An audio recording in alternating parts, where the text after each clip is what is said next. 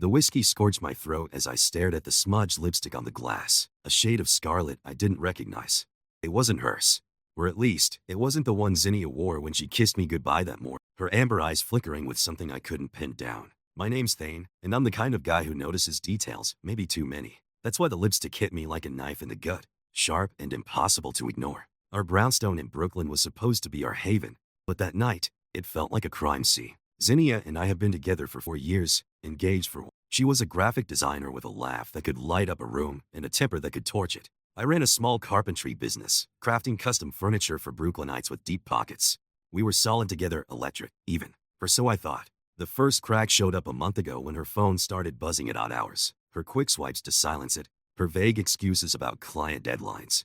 I didn't push. I trusted her. That was my first mistake. The cleaner, Isidore, started coming to our place 6 months ago. He was a lanky guy in his late 30s, with a hooked nose and a quiet way that made him fade into the background. Zinnia found him through some app, said he was cheap and thorough. I barely noticed him. Guy mopped floors, scrubbed sinks, and left. But lately, I'd catch him lingering, his eyes flicking towards Zinnia when he thought I wasn't looking. I brushed it off as paranoia. Second mistake. That night, I got home early from a job in Dumbo. Zinnia wasn't there, which wasn't odd. She often stayed late at her studio. But the house felt wrong. The air was thick, like it was holding its breath. That's when I saw the glass on the kitchen counter, the lipstick glaring like a warning sign. I picked it up, my thumb brushing the smudge, and my stomach twisted. Zinnia was meticulous about her makeup. She'd never leave a glass like this. I set it down and scanned the row. Her sketchbook was open on the table, a half-finished design of sharp angles and bold colors. Her style, but Messier, rushed. Then I noticed the faint scent of aftershave, not mine, lingering like an uninvited guest. I moved through the house, my boots heavy on the hardwood. Upstairs, our bedroom door was slightly ajar. I pushed it open, and my heart stopped. The bed was unmade, sheets tangled in a way that screamed carelessness. Zinnia always made the bed. It was her ritual. On the nightstand, her engagement ring sat alone, glinting under the lamp. My chest tightened. I picked it up, the metal cold against my palm, and saw something else. A single earring, cheap and gaudy. Nothing like the minimalist jewelry Zinnia wore. It wasn't hers. My mind raced. I checked the bathroom, the closet, every corner of the house, but found nothing else. No note, no explanation, just questions piling up like unpaid bills. I pulled out my phone and called her, straight to voicemail. I texted, "Where are you? We need to talk." No response. The silence was deafening. I sank onto the couch, the glass with the lipstick smudge staring at me from the counter. That's when I remembered Isidore. He'd been here that morning. I'd seen his van parked outside when I left for work. Zinnia had been in the kitchen, humming, her hair still damp from the shower. Isidore had been wiping down the counters, his movements slow, deliberate. I hadn't thought anything of it. Now, it felt like a scene I'd misread. I opened the app Zinnia used to book him. His profile was bare. Isidore, 38, professional cleaner, for 0.8 stars. A few generic reviews praised his attention to detail. I scrolled through our booking history. He'd been coming twice a week, sometimes 3, more than I'd realized. Zinnia always handled the schedule, said it was easier that way. My jaw clenched. Had she been planning this? Or was I jumping to conclusions? I poured another whiskey, the bottle heavier than it should have been. The aftershave scent still hung in the air, faint but undeniable. I walked to the trash bin and rifled through it, desperate, maybe, but I needed answers. Buried under coffee grounds and takeout containers, I found a crumpled receipt from a bodega down the street. Cheap wine and condoms. Dated yesterday. My blood ran cold. Zinnia hated cheap wine, and we hadn't used condoms in years. The pieces were falling into place, each one uglier than the last. I sat there, the receipt in one hand, a ring in the other, and felt the life we'd built start to crack. I didn't know if it was Isidore, not for sure, but the thought of him, his quiet eyes, his calloused hands, touching her made my skin crawl. I wanted to confront her, to shake the truth out of her, but she wasn't here. And Isidore? I didn't even know where to find him. The night dragged on, each hour heavier than the last. I didn't sleep. I just sat there, replaying every moment, every glance, every lie I might have missed. By dawn, I was sure of one thing. Zinnia was hiding something, and Isidore was part of it. I didn't know how deep this went, but I was going to find out. Even as it broke me, Zinnia hadn't come home. Her phone was still off, her text unanswered. I'd called her studio, her friends, even her sister in Philly. Nothing. She'd vanished, leaving me with a puzzle I didn't want to solve but couldn't ignore. Isidore, the cleaner, was my only lead. His face kept flashing in my mind. Those sharp cheekbones, that quiet stare, the way he lingered just a second too long when Zinnia was around. I needed to find him, to look him in the eye and see if he'd flinched. I opened the cleaning app again, my fingers stiff from gripping the phone. Isidore's profile hadn't changed. 38, professional cleaner, for 0.8 stars. No last name, no address, just a booking button and a generic headshot that didn't quite match the man I remembered. I checked the schedule. His next visit was tomorrow. Too long. I needed answers now. I scrolled through the app's fine print, hunting for a company address. But it was all vague. A P.O. box in Queens, a customer service email. Useless. Then I remembered the van. White, dented, with a faded logo on the side. I'd seen it parked outside yesterday. If I could find it, I could find him. I grabbed my keys and headed out. The Brooklyn streets buzzing with early morning life, dog walkers, delivery bikes, the hum of a city waking up. Our block was quiet though, the brownstones standing like sentinels. I walked the length of the street, then the next, scanning for the van. Nothing. My breath came in short bursts, my mind racing. What was I even going to say if I found him? Hey, you screwing my fiancée? The thought made my fist clench. I wasn't a fighter, but right now, I felt like I could be. After an hour, I gave up and headed to the bodega from the receipt. It was a cramped spot on Flatbush, shelves stuffed with snacks and cheap booze. The guy behind the counter, an older man with a graying beard, barely looked up from his phone. I slid the receipt across the counter. You remember who bought this? Yesterday, around 6. He squinted at it, then at me, like I was wasting his time. Man, I see 100 people a day. Wine and condoms? To be anyone. I pressed, describing Isidore tall, wiry, hook nose. The guy shrugged. Sounds familiar, but I don't know. Check the camera. He jerked a thumb toward a dusty security cam in the corner. No dice. He wouldn't let me see the footage without a cop. I left, frustration boiling in my chest. Back home, I tore through the house again, looking for anything I'd missed. Zinnia's closet was a mess, half her clothes gone, hangers dangling like broken promises. Her laptop was still on the desk, though, and I hesitated. We'd always respected each other's privacy, but that was before the lipstick, before the ring. I opened it, my pulse hammering. No password. She'd always been careless about that. Her email was open, and I scrolled through, hating myself but unable to stop. Most of it was work stuff, client briefs, invoices. Then I sighed. An email from an address I didn't recognize, sent 2 weeks ago. No subject, just a single line. Miss you already. Same time next week? My stomach lurched. I clicked to her trash, her sent folder, but there was nothing else. Whoever I was, they were careful. I checked her calendar next. She'd been meticulous, color-coding meetings and deadlines, but there were gaps, hours marked busy, with no details, always on days Isidore was scheduled. My hand shook as I closed the laptop. It wasn't proof, not yet, but it was close. I needed air. I stepped onto the stoop, the city noise a dull roar in my ears. That's when I saw the van, parked 2 blocks down, half hidden by a delivery truck. My heart kicked into overdrive. I approached slowly, checking the logo, same faded design. The driver's door was locked, but through the window, I saw a jacket tossed on the seat, a pack of smokes, and a phone charger. Nothing incriminating, but it was his. I scribbled down the license plate and called a buddy who knew a guy at the DMV. He owed me a saver. An hour later, I had an address, a rundown apartment building in Bushwick. I drove there, the city blurring past. The building was grim, peeling paint, a busted buzzer. I waited outside, leaning against a lamppost, watching the door. Hours passed. No Isidore. Just as I was about to leave, a woman came out, juggling grocery bags. I held the door for her, slipping inside before it closed. The lobby smelled of mildew and fried onions. Isidore's apartment, 3C, was on the 3rd floor. I knocked, my knuckles tight. No answer. I tried again, louder. Nothing. I pressed my ear to the door and heard a faint shuffle, then silence. Someone was there. Isidore, I said, my voice low but firm. Open the door. We need to talk. We're silence. I banged harder, my patience fraying. I know you're in there. The door cracked open, just an inch, and I saw his eye, wary, unblinking. What do you want, Sane? His voice was steady, but there was an edge to it. I pushed the door open, stepping inside before he could stop me. The apartment was sparse, a sagging couch, a TV on a milk crate, a faint smell of bleach. Where's Zinnia? I asked, my voice sharper than I meant. He blinked, feigning confusion, but I saw the flicker in his eyes. I don't know what you're talking about. I stepped closer, crowding him. Don't play dumb. I found the receipt, the lipstick, her ring. What the hell's going on? He held up his hands, backing away. Man, you've got it wrong. I cleaned your house. That's it. But his voice cracked, and I saw the sweat beading on his forehead. I grabbed his collar, my anger spilling over. Don't lie to me. I know you're involved. He shoved me back, harder than I expected, and for a second, we stood there, glaring, the air crackling between us. Then his phone buzzed on the counter. I lunged for it before he could, glancing at the screen. A text from an unsaved number. I'm okay. Don't call. I'll explain soon. My blood ran cold. It was Zinnia's number. I turned to Isidore, my voice deadly quiet. Explain this. He opened his mouth, but no words came out. For the first time, he looked scared. I left him there, the phone still in my hand, the text burning into my brain. Zinnia was alive, hiding, and Isidore knew more than he was saying. I didn't have all the pieces yet, but I was close. Too close. As I drove back to Brooklyn, the city lights blurring through my rage, I knew one thing. This wasn't just about betrayal. It was about secrets, and I was going to rip them open, no matter what it cost. I stood in the dim hallway of Isidore's apartment building, the text from Zinnia's number searing my vision. I'm okay. Don't call. I'll explain soon. My grip on his phone tightened, my knuckles white. Isidore's eyes darted between me and the door, his bravado crumbling. Thane, you don't get it, he stammered, his voice thin. It's not what you think. But I was done with half-truths. I shoved the phone in his face. Then explain this. Now. He flinched, and in that moment, I knew he was guilty of something, if not everything. Give me my phone, he said, reaching for it. I pulled back, my other hand balling into a fist.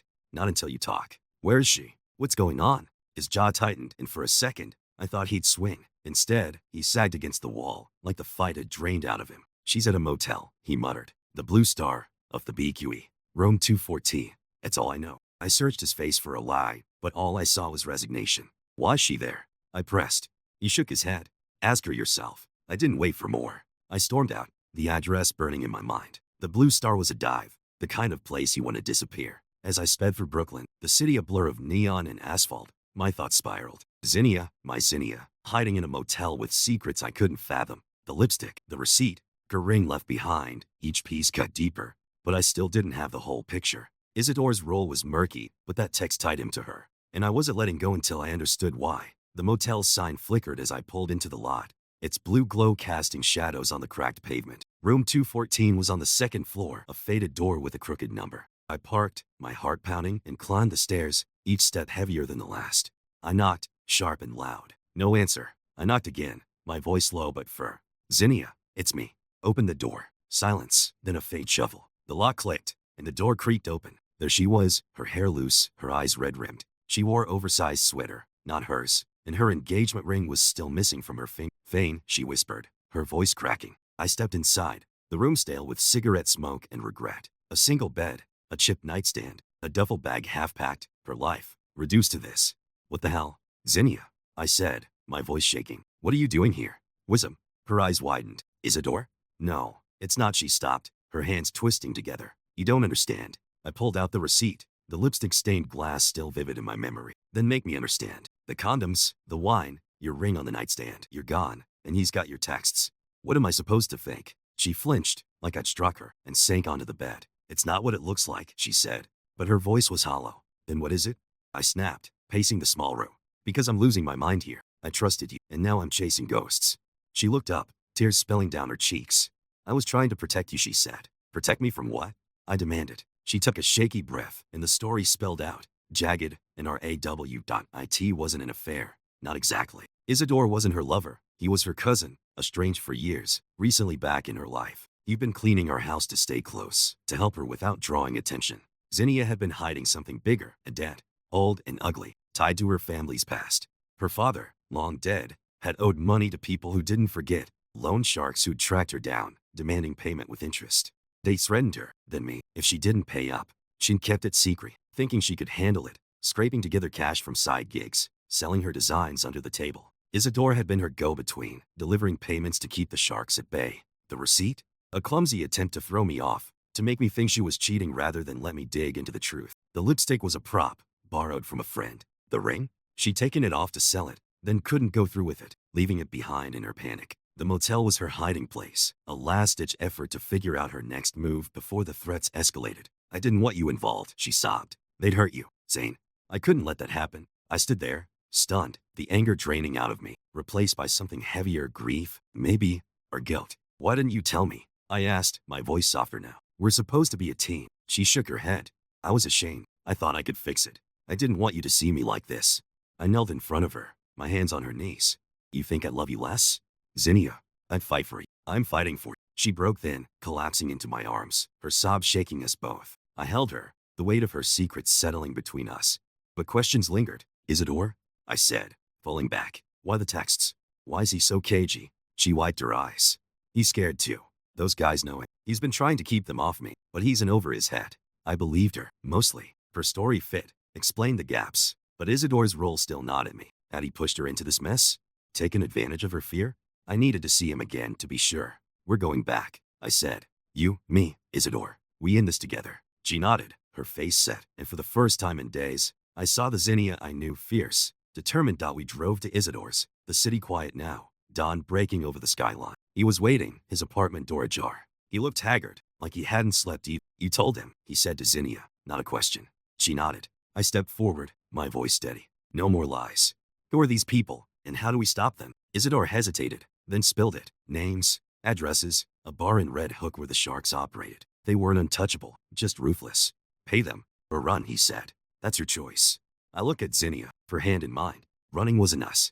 We'd fight together. I called my brother, a cop with connections, and laid it all out. He promised to handle it, to bring the Sharks down without exposing Zinnia's past. Isidore agreed to testify, to clean his slate. It wasn't perfect, but it was a plan. Back home, Zinnia slipped her ring back on, her fingers trembling. I'm sorry, she whispered. I kissed her, tasting salt and forgiveness. We're not done, I said.